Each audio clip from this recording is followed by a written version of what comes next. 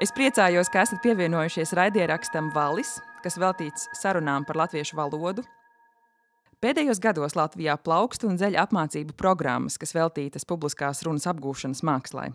Sevis prezentēšanā un plašas auditorijas uzrunāšanā ļoti būtisku lomu ieņem laba un pareiza latviešu valoda. Kādus principus ievērot brīdī, kad uzrunājat daudz cilvēku? Šodien uz sarunu aicināju kādu personību, kura apmācījusi neskaitāmus žurnālistus, aktierus, raidījumu vadītājus, sociālo tīklu satura veidotājus un daudzus citus interesantus – Zane Daudziņa. Ir šis cilvēks, pie kura vēršas tie, kuri vēlas uzlabot savas runas un uzstāšanās spējas. Zane, kā jau daudzi zina, ir aktrise, runas pedagoģe, mākslas zinātņu doktore, Latvijas Kultūras akadēmijas asociētā profesore.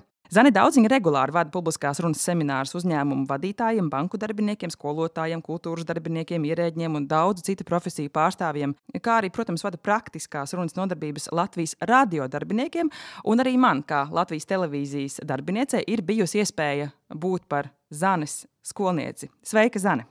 Sveika, Eva! Kas ir tās biežākās valodas kļūdas, ko tu saklaus publiskajās runās?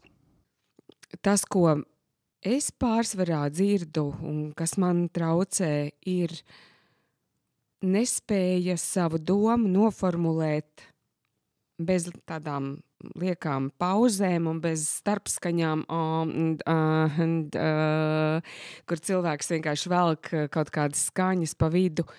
Bet jāteic, es no tās problēmas pati tiku vaļā un arī nepilnīgi pirms kādiem tikai 7 gadiem, kad es apzinātāk sāku sevi ieklausīties, un tas ir arī tas ceļš, kā tu vispār to vari izravēt no valodas, ja vien tas rūp un vēlas cilvēks kaut kādā veidā atbrīvoties no tādām liekām skaņām, tad pirmais, ko vajadzētu darīt, ir sevi ieklausīties, jo tad tu to sāc dzirdēt, tu pamani to, ka tu nevis uzsāc kaut ko sacīt, bet tu vienkārši aizpildi tukšumu ar kaut kādu skaņu. Man ļoti bieži traucē tas, ka cilvēki neaizdomājas, kā tas vispār izklausās, ka viņus tajā brīdī nodarbina savas idejas aiznešana līdz dzirdīgām ausīm, bet viņus neuztrauc tas, ka varbūt kāds cilvēks ir sakaitināts no tā toņa vien, no kaut kāda tāda nazāla spiediena vai kaut kādas tādas skrapstīgas tādas balss. Gluži vienkārši šajā pārbagātajā piedāvājumā, ko piedāvā neskaitāmie radio un televīzijas kanāli, raidieraksti un tā tālāk, cilvēki neaizdomājas par to, ka viņi taču mierīgi var pārslēgt kanālu un vispār tā doma netiks dzirdēta līdz galam. Valodai loģiski ir milzīga nozīme tajā, vai mēs to runātāju uztveram adekvāti vai nē. Un mani šausmina un uztrauc valodas nabadzīgums, tas, cik ļoti tā kļūst plika, pliekana un pievazāta ar dažādiem svešvārdiem, tur, kur tas nebūtu vajadzīgs. Ar vārdu sakot, problēma pietiek. Bieži vien, vadot konferences, esmu pamanījusi, ka prezentācijās tie, kuri uzstājās, kļūst arvien tādi līdzīgāki. Var redzēt, ka viņi ir trenēti, viņi ir gājuši uz kādām runas nodarbībām, un šīs prezentācijas kļūst arvien tādas vienādākas. Un tā zūtas autentiskums, oriģinalitāte, un reizēm, es domāju, pat tāda šķība nots, varbūt nepareizs vārds, vai varbūt pat kaut kāda tāda interesanta intonācija vai dialekts varētu būt tas, kas tieši notur uzmanību publiskajā runā, vai tu piekrīti, ka nevajag zaudēt un nopulēt tik tālu to dimantu, ka pazūd tā personība bieži vien uz skatuves? Eva, es esmu pārsteigta un ļoti priecīga, ka tu burtiski lasi manas domas. Nākot uz šo raidierakstu, es tieši par to domāju, ka lai vai kā mēs pievērstos valodas bagātībai, kā tādam etalonam un nepieciešamai kvalitātei, vai mēs domātu par to, ka runa ir jāslīpē, jāpilnveido un jāattīsta iespējami labā, ideālā kondīcijā, bet pats svarīgākais ir tas, vai tu tajā pašizpausmē esi paties, vai tu paliec tu pats, Vai tu nekļūst par kāda cita klonu un par tādu kā ēnu? Man šķiet, reizēm kāds sulīgs vārds vai sulīgs vietvārds, ja runājam par valodu publiskajā runā, varbūt ir tieši tas, kurš ļoti veiksmīgi akcentē tā runātāja sakāmo. Jā, es domāju, ka jā. Ir kaut kādas vadlīnijas, kas būtu svarīgas ziņu moderatoriem. Tās ir būtiskas brīdī, kad tu nonāc kaut kādā ļoti augstu stāvošā valsts amatā. Bet pat tad tevī nedrīkstētu zust tā tava personiskā šarmantā būtība. Man liekas, ka mēs esam pelnījuši kaut kur šajā valodas vidē tos brīnišķīgos runas etalonus, tīru literāro latviešu valodu, tīru, cik tas iespējams runu. Bet valodai ir jābūt sulīgai, dzīvai, un ja tajā ienāk kaut kādi negaidīti vārdi, kāpēc ne? Es esmu tikai par to. Vai iespējams uztrenēt, tavuprāt, labu latviešu valodu? Un kā? Jā, ir iespējams. Nav nekas labāks izgudrots par grāmatlasīšanu.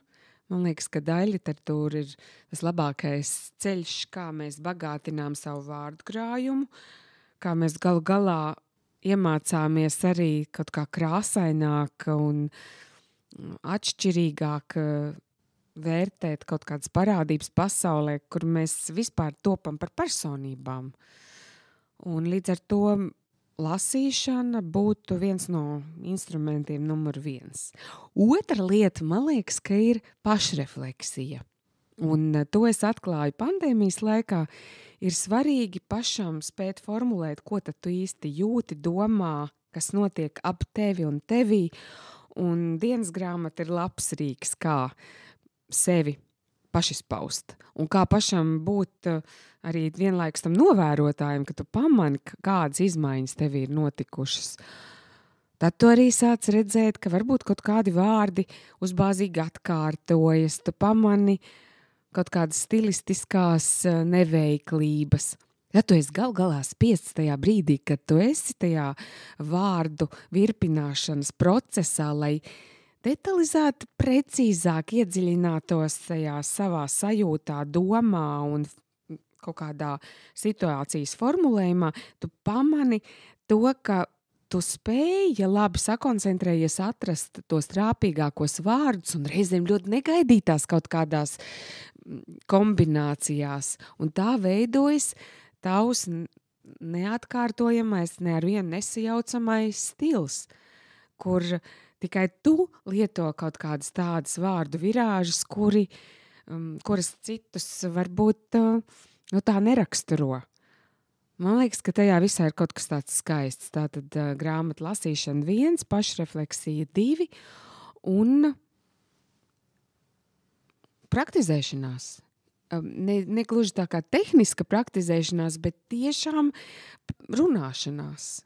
Es atceros, ka savā agrīnajā jaunībā es ļoti daudz pavadīju caurām naktīm ar saviem vienaudžiem runājot par teātri un teātri sevī un sevi teātri un kā mēs tur redzam, kā mēs to visu mainīsim, būvēsim, pārvērtīsim.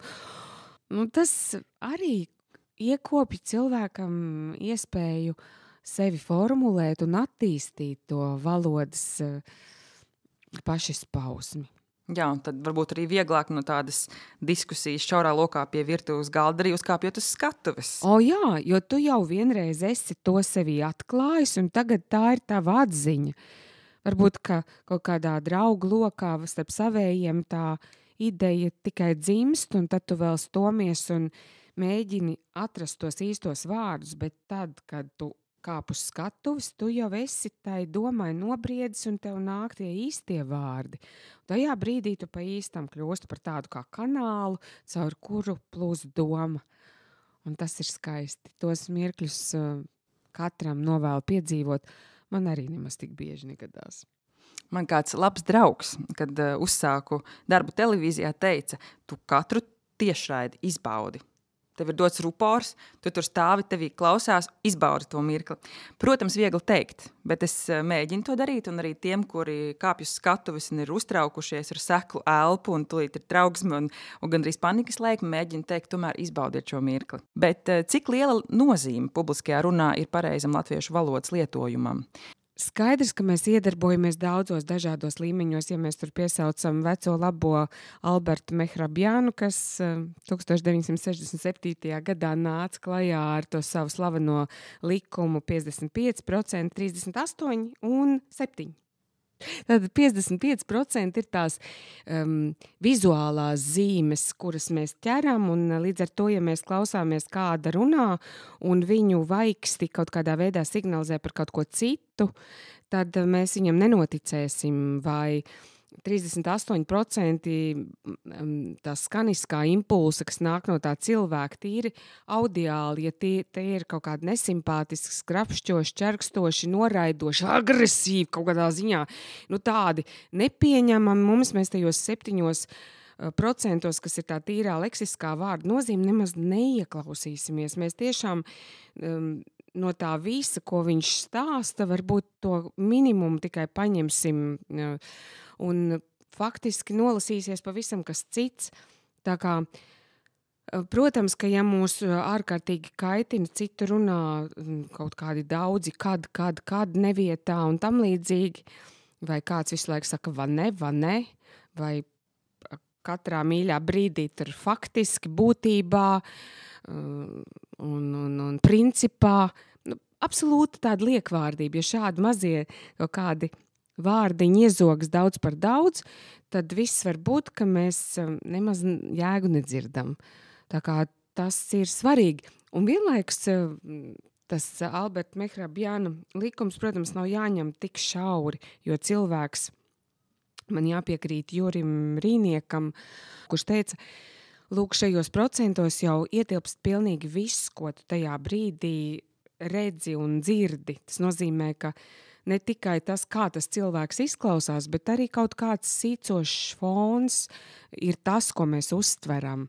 Vai varbūt, ka ne tikai tas, ka mēs redzam, ka tam cilvēkam ir sarkana kleita, bet es redzu arī, ka tā sarkanā kleita ir uz pelēka fona, un tas viss rada tos procentuālos to attiecību, kā mēs kaut ko ķeram. Ar vārdu sakot, visam ir nozīme, un tie 7%, ko mēs pa īstam paturam prātā no tā, ko cilvēks sacīja, tas nav par iemeslu, lai mēs nepievērstu uzmanību, ko tad mēs īsti runājam. Jo, ja mums nebūs ko teikt, un mums nebūs mērķi, uz ko virzīties, tad gal galā arī visi tie pārējie procenti mēs jutīsimies nepārliecināti, mēs tā arī izskatīsimies nedroši, jo mums nav bāzes, uz kā to būvēt. Kur ir tavi izcilības paraugi publiskajā runā, ja būtu jānosauc? Viens no tādiem cilvēkiem, kurus es labprāt klausos, ir Arnis Krauze. Latvijas radio 1. kanālā sestdienās ir Laikmeta krustpunktā raidījums, ko viņš ārkārtīgi inteliģenti, tembrāli patīkami, ļoti tā arī kompetenti vada, vienmēr ir ļoti sagatavojies, ir daudz izpētījis par cilvēku, ar kuru viņš sarunājas, un tur ir visas šīs īpašības, ko es arī gaidu no tāda laba runātāja. Par to es jūsmoju, un tāpēc es viņu labprāt klausos. Atceros, ka pirms tāda ilgāka laika bija kāds radio raidījums ar Sandru Kalnieti, un dzirdot viņas nosvērto balsi un to, ka viņa nereizes neiestarpināja kaut kādu tur un nereizes nesastomījās, ko, piemēram, es šādā raidierakstā esmu paspējusi jau izdarīt daudzas reizes. Viņa man bija tāds kā atskaites punkts, ka rekā tā arī var tik tīri, tik skaidri paust savu domu, nesajaukt neko, pieturēties pie iesāktā. Un Varbūt, ka ja mēs runājam par to vispār, kā to dabūt gatavu, es ļoti par to domāju, tad tur atkal ir tas pats tā klausīšanās sevī. Ja tu sevi dzirdi, tad tu dzirdi, kā tu to teikumu sāki, kādā locījumā vai kādā dzimtē, un tu pielasīsi, atradīsi tāda veida vārdu vai sinonīmu, kas iederēsies, lai to teikumu pabeigtu. Nevajadzēs pusē apstāties un atsākt vēlreiz, jo dzimtes nesaskan pēkšņi. Kā jau minēju, to vispareizāko, visprecīzāko latviešu valodu mēs sagaidām no radio un TV diktoriem. Jānis Gesti jau 20 gadu strādā Latvijas televīzijas ziņu dienestā, un vakaros tiešraidē redzam un dzirdam viņu panorāmā. Kā Jānis uztur valodas tīrību, kāds paņēmiens izmanto, lai valoda, intonācija un izruna būtu izcila? Lūk, viņa komentārs. Veidi, kā es ikdienā piedomāju un cenšos sekot līdzi valodas tīrībai un kvalitātei, kā tu to sauc, ir ļoti dažādi. Es daudz lasu, gan latviešu oriģinālu literatūru, gan arī tulkotos darbus. Sekoju līdzi arī ieteikumiem, kas nāk no Valsts valodas komisijas, terminoloģijas komisijas, arī sekoju līdzi Latviešu valodas aģentūras ieteikumiem. Par tiem trikiem un paņēmieniem man šķiet mums katram ir savi, ļoti dažādi, jo es, protams, apzinos savus trūkumus, savus mazos defektus, kurus es ziņu studijā mēģinu maksimāli minimizēt vai paslēpt. Tad, protams, es strādāju ar tekstu, meklēju sinonīmus, pārveidoju teikumus, lai viņi manai mutei, manai mēlei. Un savukārt par tiem padomiem man ir vairāki, bet viens, ko es tiešām ļoti bieži pielietoju ikdienā, un kuri man ieteica savulaik mūsu redakcijas valodas konsultanti Ilise Sakse, ir tā sauktā papagaļa metode. Un šī metode palīdz no valodas izskaust tos daudzos dažādos nevēlamos vārdus, salikumus, kādas neveiklas izteiksmes formas vai noteikti tādus vārdus, kurus tiešām latviešu valodā nevajadzētu lietot. Man tā savulaik ļoti bija iepaticies vārdu salikums kā reiz, bet lietojot viņu nevietā, proti aizstājot vārdu tieši, kas tā nav. Šādā formā šo vārdu salikumu nevajadzētu lietot, un tad Ilise Sakse man ieteica izmantot papagaļu metodi, kas nozīmē visu laiku piedomāt, un tikko tu pats izdzirdi savā valodā, ka tu to lieto, vai ka kāds cits to lieto, tad uzreiz skaļi šo vārdu atkārtot. Un ticiet vai nē, dažas dienas ir pietiekami, lai vienkārši šādus vārdus tu vairāk pēc tam nelietot. Tā kā tiešām visiem silti iesaku izmantot papagaļa metodi kā līdzekli, lai atbrīvotos no lietām, kuras valodā vajag izskaust. Un kādi būtu tavi praktiskie ieteikumi, kā iesildīt balsi un raitu valodu, piemēram, no rītiem? Es no rītiem ieteiktu kaut kur tā kā tomēr dudināt vai padziedāt dušā, ja nav iespēja papļāpāt ar saviem mājiniekiem. Un man ļoti patīk tas pamatīgais tāds ho, bo, bo, bo. Kad tu tā kā mēģini iegremdēties tajā, ko man skolotāja Dzintra Menziņa sauc par balss sakni, tu iekrīti tajā savā visdziļākajā balss tembrā, jo no tā būtu vērts sākt katru nākamo teikumu, tā kā to ho, bo, atrast to dziļo dobjo skaņu, tā, lai tu pats arī to izdzirdot uz āru kaut kā iedrošinies. Jo mēs jau ar savu balsi neiedarbojamies tikai uz citiem cilvēkiem, balss iedarbojas arī uz mums pašiem. Tajā brīdī, kad mēs dzirdam, ka mūsu balss ir droša, stabila un dobja, mēs kaut kā tā sajūtamies mazliet svarīgāk un drošāk un neesam vairs tik viegli izkustinājumi no savas pārliecības. Un tad, protams, ir kaut kāda arī mēlis mežģi. Man ir visvienkāršākais viņu rītu ripu ripu situ, citu rītu stibu cirtu. Un tas ļoti patīk, jo tur ir r skaņa, kurai jābūt aktīvai, un tur tas iu, visu laiku mainās viņu rītu, ripu situ, sanāk lūpas savilkt uz sāniem un uz priekšu, un tā ātrā manipulācija ar to mutes muskulatūru panāk to, ka pēc dažu reižu atkārtošanas jau visa lūpu daļa ir izkustināta. Cilvēks, kurš jau 6:00 no rīta spēja ar raitu valodu vadīt rīta programmu radio, ir Valdis Melderis. Lūk viņa komentārs par publisko runu un praktiskiem valodas ieteikumiem. Valodas triki un paņēmieni. Pirmkārt, visi vārdi, ko tu grasies teikt, ir jāizrunā. Un galvenais triks, ko esmu iemācījies, ir tad, kad tu esi ēterā vai skatuves, nekad nemēģināt vai necensties runāt. Runā tā, kā tu runā. Nedomā par to, kā tu izskaties, un nedomā par to, kā skan vārdi. Par to aparātu iesildīšanu es līdz šai dienai atceros un regulāri izmantoju. Mtsketa krkonoše tiki tava Madagaskara klijašvili dūda dabū budā dunku data patiklu padikti viņu rītu ripu situ, citu rītu stibu cirtu, lēzenā ezerā bedakla peldas, 1-1 vīns, zied zīds. Vēl viena laba lieta ir atbrīvot skaustu.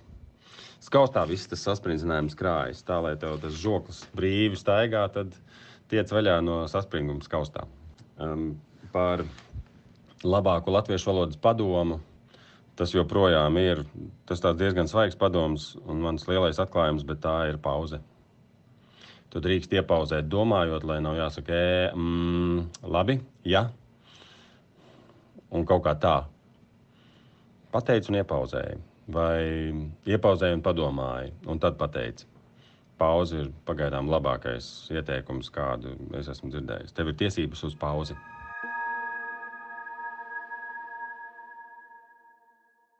Man ļoti patīk par pauzi, jo cilvēki reizēm neuzticas paši sev, nepaļaujas, bet ticiet man, domājošs cilvēks ir ārkārtīgi interesants.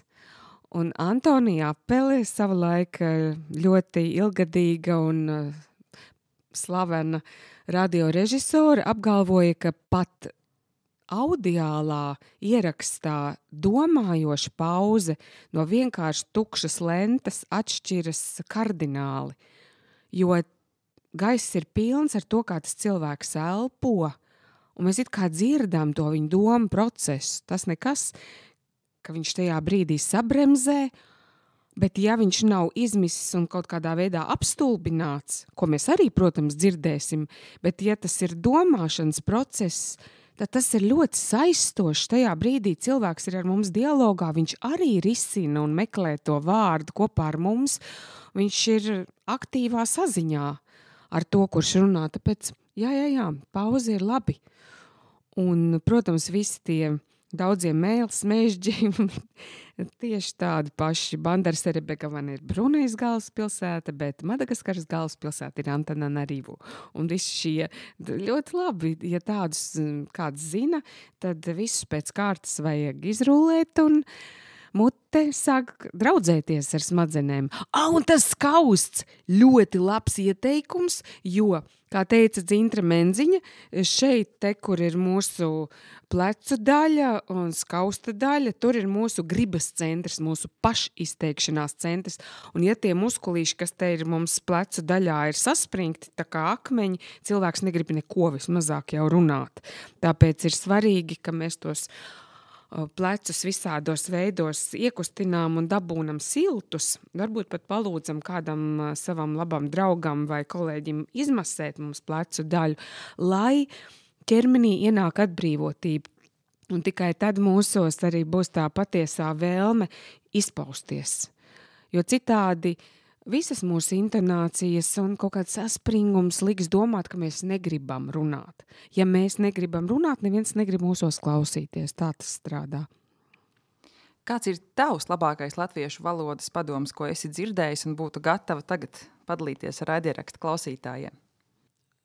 Man liekas, ka tas ir tas padoms, ko es esmu no pašiem pirmsākumiem mācījusi saviem studentiem iegrausties visos burtos, iekosties sakāmajā vārdā, būt ļoti aktīvam tehniski, un tad, ja tu esi tehniski aktīvs, tu pēkšņi jūti, ka visi tie smadzeņu neironi arī sāk atbildēt uz to domu procesu, tu pieslēdzies tā vārda būtībai, un tu it kā mēģini izkost no tā vārda dziļāko jēgu.